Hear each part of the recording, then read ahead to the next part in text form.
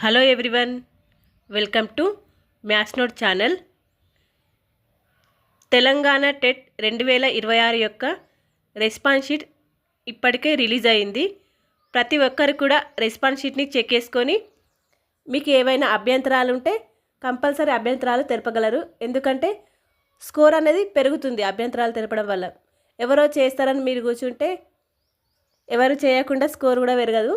కాబట్టి response sheet అందరు check చేసుకొని ప్రతి క్వశ్చన్ని ఆన్సర్ కూడా చెక్ చేసుకొని అబ్జెక్షన్స్ ఏమైనా ఉంటే మీరే అబ్జెక్ట్ చేయండి. అలాగే ఈరోజు వీడియోలో జనవరి 4 రోజు జరిగిన షిఫ్ట్ 1 మ్యాథ్స్ పేపర్ 2 యొక్క మ్యాథ్స్ క్వశ్చన్స్ ఎక్స్ప్లెనేషన్ అనేది ఈ వీడియోలో చూద్దాం. ముందుగా వీడియోలోకి వెళ్ళే ముందు ప్రతి ఒక్కరు కూడా వీడియోని లైక్ చేయండి. Let's start our video now. మొదటి ప్రశ్న, సాధారణ వడ్డీతో 12 సంవత్సరాలలో ఒక మొత్తం 4 రెట్లు అవుతుంది. అయితే సంవత్సరానికి వడ్డీ రేటు ఎంత? ఇక్కడ ఆప్షన్స్ 25%, 24%, 15%, 20% అని ఇచ్చారు. దీనికి ఎక్స్ప్లెనేషన్ చూద్దాం. ఈ క్వశ్చన్లో సాధారణ వడ్డీతో మొత్తం అని అడిగారు కాబట్టి సాధారణ వడ్డీతో మొత్తానికి ఫార్ములా P ప్లస్ PTR/100. ఇక్కడ మనకి టైం ఇచ్చారు, 12 సంవత్సరాలు ఇచ్చారు. T = 12 సంవత్సరాలు. అయితే 12 సంవత్సరాలకి 4 రెట్లు అవుతుంది. మొత్తం అనేది 4 రెట్లు అవుతుంది. అయితే సంవత్సరానికి వడ్డీ రేటు R ఎంత అని మనకి ఇక్కడ అడుగుతున్నారు. ఇది మనకు ఈక్వేషన్ వస్తుంది. ఫార్ములా P ప్లస్ PTR/100 = మనకి అంటే ఇక్కడ 12 సబ్స్టిట్యూట్ చేస్తే ఇక్కడ 4P వస్తుంది. ఒకసారి చూద్దాం. ఇక్కడ P plus P × 12 × R/100 = 4P వచ్చింది. ఇక్కడ మనం Pని కామన్ తీద్దాం. Pని కామన్ తీస్తే 1 ప్లస్ 12 R/100 = 4P అవుతుంది. ఇక PP క్యాన్సిల్ అవుతుంది. ఇక 1 ఇటువైపు తీసుకెళ్దాం. 12 R/100 = 4 - 1 3 అవుతుంది. ఇక్కడ క్యాన్సిల్ చేసుకుంటే 3 × 1 = 3 × 4 = 4R = 100 అవుతుంది. ఇక్కడ 4 × 1 = 4 × 25 R = 25% అవుతుంది. ఇక్కడ మనకి అడిగింది వడ్డీ రేటు ఆర్ఐ అడిగిళ్ళు కాబట్టి R = 25%. ఇక్కడ మనకి ఇచ్చిన ఆప్షన్స్లలో 25% కూడా ఉంది కాబట్టి ఇది ఆప్షన్ ఏ 25% అనేది రైట్ ఆన్సర్ అవుతుంది. తరువాతి ప్రశ్న, ప్రస్తుతం తండ్రి వయస్సు కొడుకు వయస్సుకు 4 రెట్ల కంటే 4 సంవత్సరాలు ఎక్కువ. 4 సంవత్సరాల తర్వాత తండ్రి వయస్సు కొడుకు వయస్సుకు రెట్టింపు కంటే 10 సంవత్సరాలు ఎక్కువ. అయితే తండ్రి ప్రస్తుత వయస్సు ఎంత అని అడిగారు. ఇక్కడ ప్రస్తుతం కొడుకు వయసు X అనుకుంటే అతని వయసు ఎంత అవుతుంది? కొడుకు వయసుకి 4 రెట్ల కన్నా 4 ఎక్కువ. ఇక్కడ తండ్రి వయస్సు 4 రెట్లు, కొడుకు వయసు 4 రెట్లు వేసి ప్లస్ 4 ఎక్కువ వేయాలి. ఇక్కడ తండ్రి వయస్సు, ఇది కొడుకు వయస్సు. తర్వాత 4 సంవత్సరాల తర్వాత 4 సంవత్సరాలు తర్వాత 4 సంవత్సరాల తర్వాత అంటే ఇద్దరి వయసు కూడా +4 అవుతుంది. ఇది X/4 X + 4 అవుతుంది. 4X + 4 + 4 8 అవుతుంది. ఇది తండ్రి వయసు 4 సంవత్సరాల తర్వాత, ఇది కొడుకు వయసు 4 సంవత్సరాల తర్వాత అవుతుంది. అప్పుడు 4 సంవత్సరాల తర్వాత అతని వయస్సు కొడుకు వయస్సు రెట్టింపు కన్నా 10 ఎక్కువ. కొడుకు వయస్సుని రెట్టింపు చేసి అంటే డబుల్ చేసి దానికంటే 10 ఎక్కువ +10 10 చేస్తే అతని వయస్సు వస్తుందంట 4X + 8 వస్తుంది. ఇప్పుడు దీని నుండి మనం Xని కనుగొనాలి. 2X + 8 + 10 = 4X + 8. ఇక్కడ 2Xని తీసుకొద్దాం. ఇంకా 18 - 8 = 4X - 2X. ఇక 10 = 2X. X = 5 అవుతుంది. కానీ ఇక్కడ మనకు అడిగింది తండ్రి వయస్సు ఎంత? ప్రస్తుతం తండ్రి వయస్సు ఇది కాబట్టి ఎక్స్ని ఇక సబ్స్టిట్యూట్ చేయాలి. 4 into X is equal 5 plus 4 20 plus 4. తండ్రి వయస్సు ప్రస్తుతం తండ్రి వయస్సు 24 సంవత్సరాలు అవుతుంది. తండ్రి ప్రస్తుత వయస్సు 24 సంవత్సరాలు. 24 అనేది కరెక్ట్ ఆన్సర్. తరువాతి ప్రశ్న, ఒక సమబాహు త్రిభుజం ఎత్తు 5√3 సెంటీమీటర్లు, అప్పుడు దాని వైశాల్యం ఎంత అని అడిగారు. త్రిభుజ ఎత్తు ఇచ్చిండ్రు అంటే హెచ్ ఈజ్ ఈక్వల్ టు √3/2 ఏ. ఇక్కడ మనకు అక్కడ ఇచ్చిన కదా 5√3 హెచ్ 5√3 ఇచ్చిండ్రు. దీని నుండి మనము ఏ కనుక్కోవచ్చు. √3 cancel. A is equal to ఇంకా 2 ఇటు తీసుకెళ్తే 5 into 2 A is equal to 10 అవుతుంది. మనకు సమబాహు త్రిభుజం యొక్క భుజం ఏ ఈజ్ ఈక్వల్ టు 10 అనేది వచ్చింది. ఇప్పుడు మనకు సమబాహు త్రిభుజ వైశాల్యం ఫార్ములా తెలవాలి. సమబాహు త్రిభుజ వైశాల్య ఫార్ములా √3/4 a². దీన్ని ఎత్తు ఇందులో ఇంక్లూడ్ చేసి రాయాలంటే √3/2 a, ఇది హైట్ 1/2 a, ఇలా కూడా రాసుకోవచ్చు. మనం దీని ప్రకారం చేద్దామంటే √3/4 ఇంటూ a², 10 ఇంటూ 10. ఇప్పుడు మనం క్యాన్సల్ వేసుకోవచ్చు. 2 2 జా 2 5 జా 2 1 జా 2 5 జా 5 ఇంటూ 5 25√3. 25√3 అనేది సమబాహు త్రిభుజ వైశాల్యం అవుతుంది. ఇక్కడ ఇచ్చిన ఆప్షన్స్లలో ఆప్షన్ 2 25√3 అనేది కరెక్ట్ ఆన్సర్. తరువాతి ప్రశ్న, క్రింది వాణిలో అపరిమిత సమితి ఏది అని అడిగాడు. ఇక్కడ ఇచ్చిన ఆప్షన్ చెక్ చేసుకుంటే ఫస్ట్ ఆప్షన్ 10 లోపు గల ప్రధాన సంఖ్యల సమితి ఉన్నది. 10 లోపు గల ప్రధాన సంఖ్యలు 2 3 5 7 అంతే 4 అవుతాయి. తర్వాత 10 లోపు గల పూర్ణ సంఖ్యలు అడిగారు. ఇక్కడ పూర్ణ సంఖ్యలు అంటే అందులో పాజిటివ్ నెంబర్స్ ఉంటాయి, నెగిటివ్ నెంబర్స్ కూడా ఉంటాయి. కాబట్టి ఇక్కడ 10 లోపు అన్నాడు కాబట్టి నెగిటివ్ నెంబర్స్ ఎన్నైనా ఉండొచ్చు కాబట్టి అది ఇన్ఫినిటీ వరకు కూడా ఉంటాయి. అలాగే థర్డ్ ఆప్షన్ చూసుకుంటే 10 లోపు గల పూర్ణ సంఖ్యల సమితి అన్నాడు. 10 లోపు గల పూర్ణ సంఖ్యలు 0 నుండి 10 వరకు అదొక 11 ఉంటాయి అంతే. నెక్స్ట్ 10 లోపు గల సహజ సంఖ్యల సమితి, సహజ సంఖ్యలు 1 నుంచి 10 దాకా ఉన్న సహజ సంఖ్యలు. ఇక్కడ అన్నీ కూడా ఇక్కడ ఆప్షన్ 1 3 4 అనేవి పరిమిత సమితులు, కానీ ఆప్షన్ 2 పూర్ణ సంఖ్యల సమితి ఉన్నాయి కాబట్టి అక్కడ నెగటివ్ నెంబర్స్ కూడా ఉంటాయి. నెగటివ్ నెంబర్స్ 0 అండ్ 10 వరకు ఉన్న నెంబర్స్ ఇవన్నీ కలిపితే అది అపరిమిత సమితి అవుతుంది. ఇక్కడ ఇచ్చిన ఆప్షన్స్ ప్రకారం ఆప్షన్ 2 10 లోపు గల పూర్ణ సంఖ్యల సమితి అనేది అపరిమిత సమితి అవుతుంది. తరువాతి ప్రశ్న, 239.5864 by 0.000193 = x అయితే 2395864 by 193 ఎంత అని అడిగారు. ఇక్కడ మనకి ఇక్కడ ఇచ్చిందే ఇక్కడ ఉన్నది ఎంత అని అడిగారు. ఇక్కడ పాయింట్లు లేవు కాబట్టి ఇక్కడ పాయింట్ తీసేద్దాం. డెసిమల్స్లలో ఉంది కాబట్టి డెసిమల్స్ తీసేయాలంటే 2395864. ఇక్కడ పాయింట్ తర్వాత ఎన్ని నెంబర్స్ ఉంటే అన్ని జీరోస్ వస్తాయి. ఇక్కడ పాయింట్ తర్వాత 4 నెంబర్స్ ఉన్నాయి కాబట్టి 10⁴ వస్తుంది. నెక్స్ట్ ఇది 193. ఇక్కడ పాయింట్ తర్వాత 1 2 3 4 5 6 నెంబర్స్ ఉన్నాయి కాబట్టి పైన 10⁶ వస్తుంది. ఇక్కడ మనకు దీని = x అని ఇచ్చారు కదా, మనకు అడిగింది ఇది కాబట్టి 2395864 by 193 ఇంటూ ఇక్కడ 10⁶ ఉంది.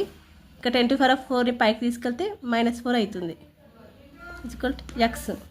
ఇక్కడ 2395864 by 193 = x by 10⁴ వస్తుంది.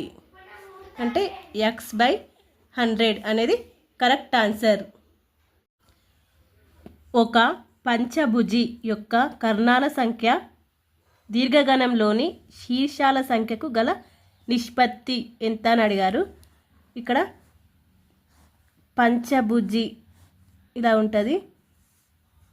పంచభుజిలోని కర్ణాలు ఇవి, దీనిలోని కర్ణాలు 5 వస్తాయి. కర్ణాలు కాదు, ఇవి కర్ణాలు.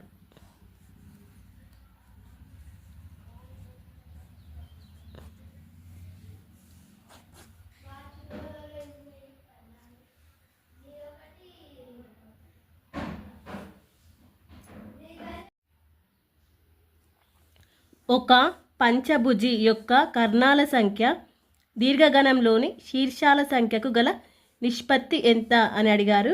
ఇక్కడ పంచభుజి, ఇలా పంచభుజి ఉంటాయి కదా, పంచభుజికి కర్ణాలు, ఇక శీర్షం నుండి గీసే వాటిని కర్ణాలు అంటారు. కాబట్టి ఇక్కడ 5 శీర్షాలు ఉంటాయి కాబట్టి 5 కర్ణాలు వస్తాయి,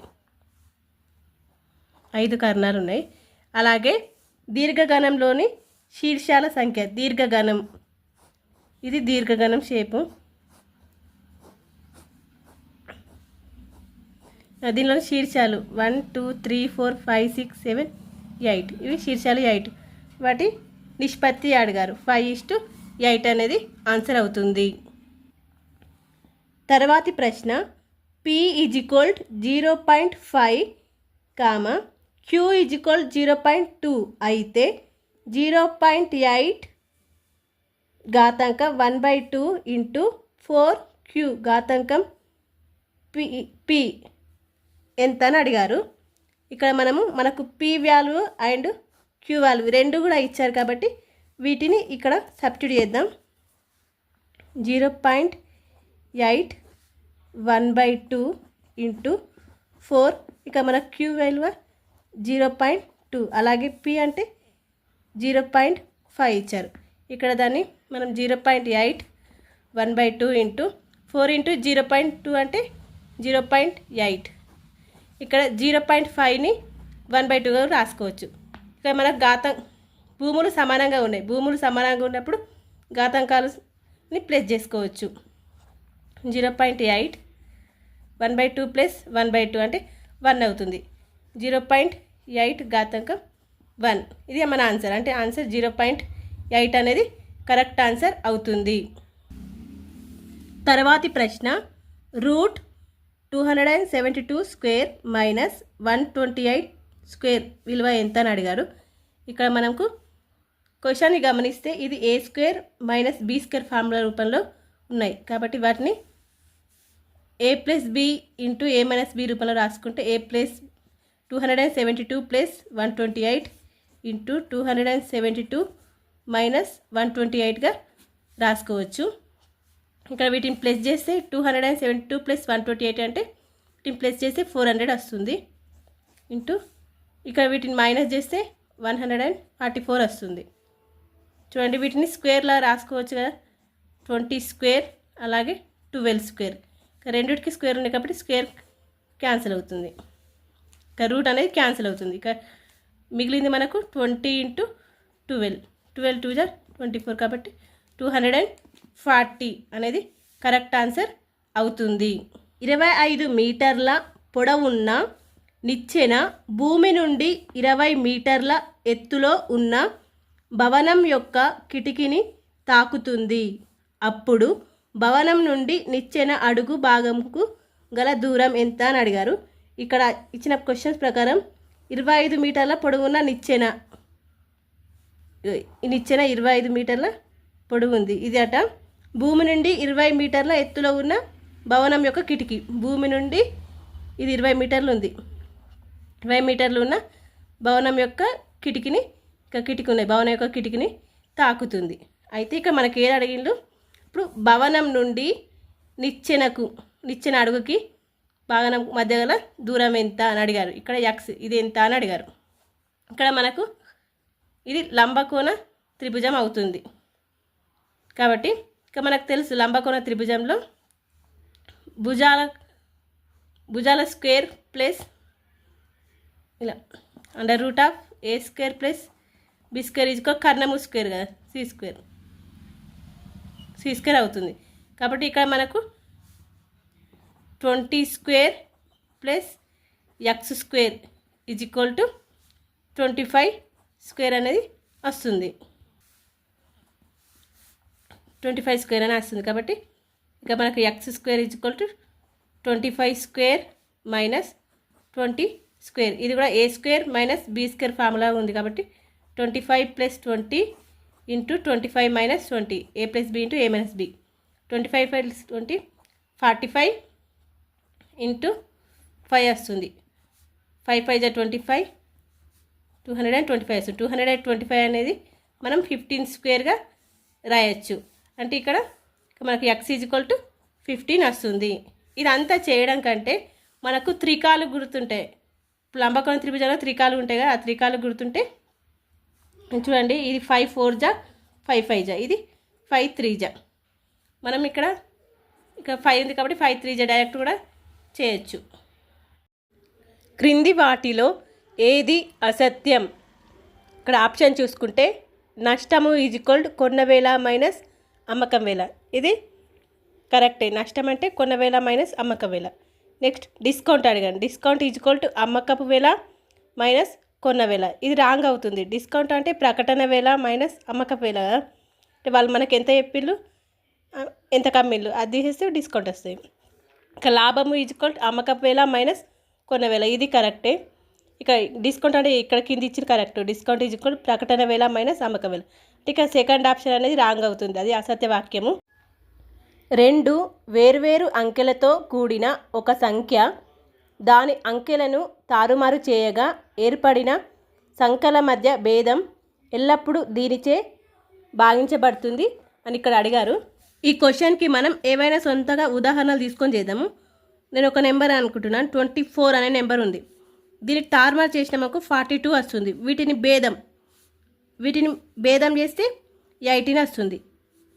తర్వాత ఇంకో నెంబర్ తీసుకుందాం, ఏదైనా 60 65 అనే నెంబర్ తీసుకున్నా, దాన్ని అంకెలు తారుమారు చేస్తే 56 వస్తుంది. వీటిని మైనస్ చేసినామనుకో 9 అనేది ఆన్సర్ వస్తుంది. వీటి భేదం 9 వస్తుంది. అలాగే ఇంకో నెంబర్ తీసుకుందాము. ఇంకో నెంబరు 89 తీసుకున్నా, వీటిని తారుమారు చేస్తే 98 అవుతుంది.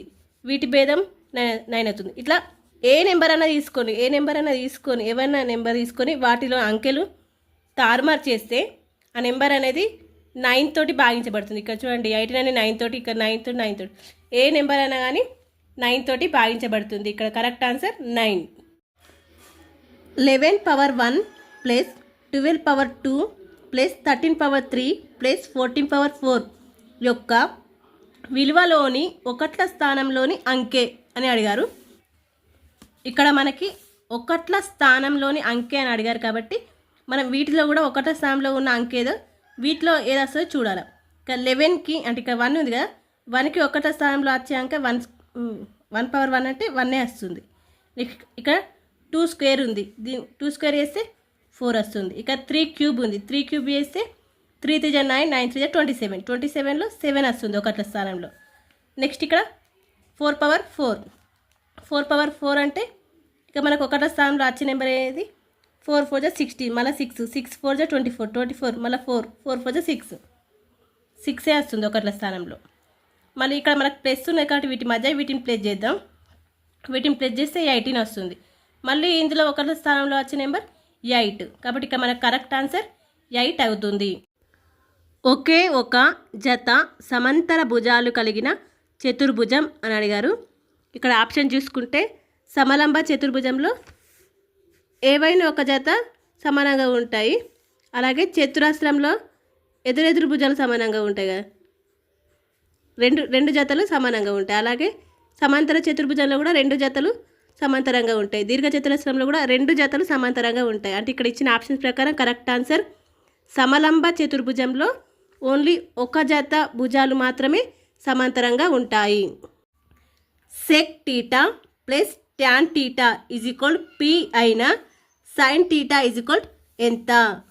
ఇక్కడ మనం sec θ + tan θ = p ని ఈక్వేషన్ 1 అనుకుందాం. మనందరికి ఒక ఫార్ములా తెలుసు, sec² θ - tan² θ = 1. ఇది a² - b² ఫార్ములా లాగా ఉంది కాబట్టి దీన్ని a + b × a - b formula రాసుకుందాం. sec θ + tan θ × sec θ - tan θ = 1.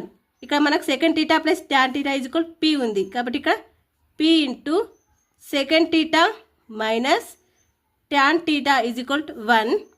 దీని నుండి second theta minus tan theta is equal to 1/p అవుతుంది. దీన్ని ఈక్వేషన్ 2 అనుకుందాం. ఇప్పుడు మనకి ఈక్వేషన్ 1 ఈక్వేషన్ 2 రెండు ఉన్నాయి కాబట్టి ఈక్వేషన్ 1 ప్లస్ 2 చేద్దాం. Second theta plus tan theta is equal to p. Second theta minus tan theta is equal to 1/p.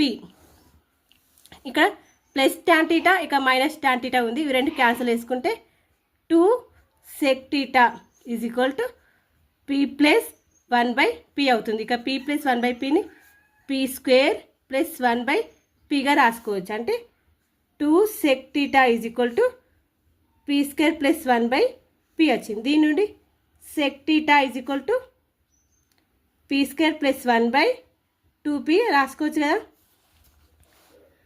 ఇక్కడ మనకు sec theta అంటే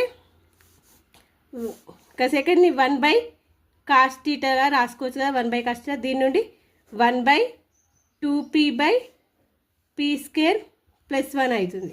ఇక cos theta అంటే 2p/p స్క్వేర్ ప్లస్ 1. ఇక్కడ మనం త్రిభుజం గీసుకుంటే cos theta అంటే ఆసన్న భుజము బై కర్ణం. ఇక్కడ ఆసన్న భుజం 2p, కర్ణము p స్క్వేర్ ప్లస్ 1 అవుతుంది కదా. ఇంకా దీని నుండి ఇది ఆసన భుజం 2p, కర్ణము p స్క్వేర్ ప్లస్ 1 అయితే ఆటోమేటిక్గా ఎదుటి భుజం అనేది p స్క్వేర్ మైనస్ 1 అవుతుంది. మనకి ఇక్కడ అడిగింది ఏంటి? sin theta. కాబట్టి sin theta is equal to sin theta is equal to ఎదుటి భుజం బై కర్ణము. కాబట్టి p square minus 1/p square plus 1 అనేది మన ఆన్సర్ అవుతుంది. ఇక sin theta is equal to p square minus 1/p square plus 1. మొదటి 153 సహజ సంఖ్యల అంకగణిత సగటు ఎంత అని అడిగాడు. ఇక్కడ సగటు అంటే రాశుల మొత్తం బై రాశుల సంఖ్య ఫార్ములా. కాబట్టి ఇక్కడ మనకి రాశుల మొత్తం 1 + 2 + 3 + 153 బై రాశుల సంఖ్య 153. ఇక్కడ మనకు మొదటి n సహజ సంఖ్యల మొత్తానికి ఫార్ములా ఉంటుంది. n × n + 1/2 ఉంటుంది. కాబట్టి ఇక్కడ మనకి 153 × 153 + 1 అంటే 154/2 బై 153. ఇక్కడ మనకి 1 + 2 + 3 + 150 వరకు అంటే ఈ ఫార్ములా ప్రకారం ఇట్లా చేయాలి. ఇక్కడ క్యాన్సిల్ చేసుకుంటే 2 7 జా 2 7 జా ఇంకా 153 క్యాన్సిల్ అయింది. ఇంకా మనకి ఆన్సర్ ఏమొచ్చింది? 77. మొదటి 153 సహజ సంఖ్యల అంకగణిత సగటు అనేది 77 అవుతుంది. 0.37 బార్ ఈజ్ ఈక్వల్ టు ఎంత అని అడిగారు.